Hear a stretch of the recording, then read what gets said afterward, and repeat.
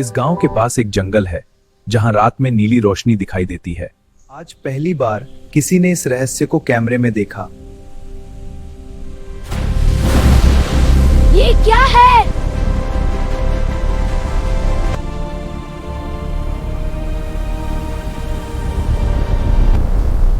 ये क्या है?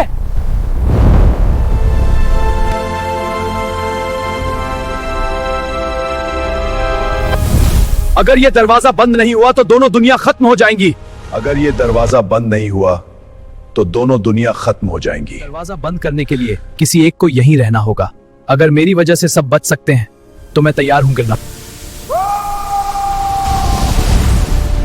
हीरो हमेशा दिखते नहीं, लेकिन वो हमेशा हमारी रक्षा करते हैं।